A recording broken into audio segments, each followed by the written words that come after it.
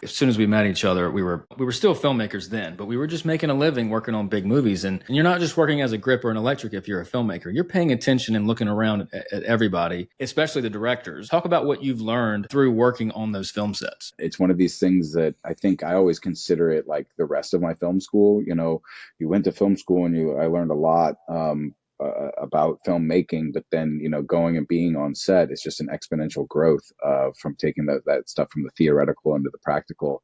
And then mainly having to deal with how things change and how you have to maneuver, and definitely helped me grow. And all the filmmakers, you know, you get a chance to watch these people and you see the things they do right, the things they do that don't work, the struggles that they have to deal with. The main thing I think that I really come away with is that you have to be a problem solver. I think filmmaking is solving problems. You don't get a chance to say, we can't do that. It's how, you know, how do we do it? How do we compromise? How do we find a solution to this, issue, weather related, personnel related, whatever? There's always issues. And I think once you translate that from the big films to the smaller films, I think that those things are totally linked. At the same time, I think sometimes the stuff you learn on smaller independent productions also help me as a gaffer and on bigger productions too, because sometimes a low budget solution is as good or better than a big budget solution, and sometimes they feed into each other.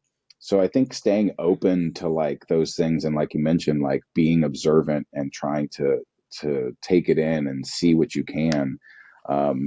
Those things all, when I made my film, they all came back, and we had many, many struggles. And to be able to overcome those, I would not have been as equipped just coming out of film school by any means. One of the things that always stuck with me, my memories of being on this big film set, is how minimal a lot of the best images looked. There's been shows and films that I've worked on where it's 30 pieces of equipment, and it's like the image is like, okay.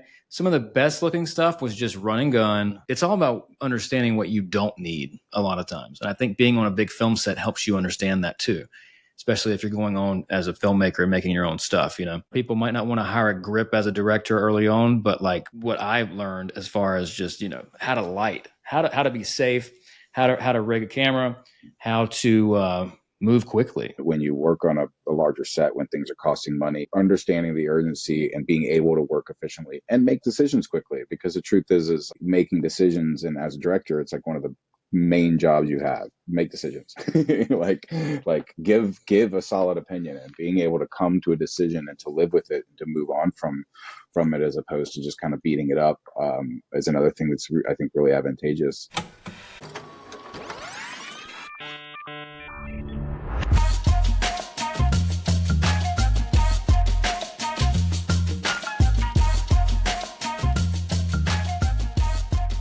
Welcome to the Past Present Feature Podcast.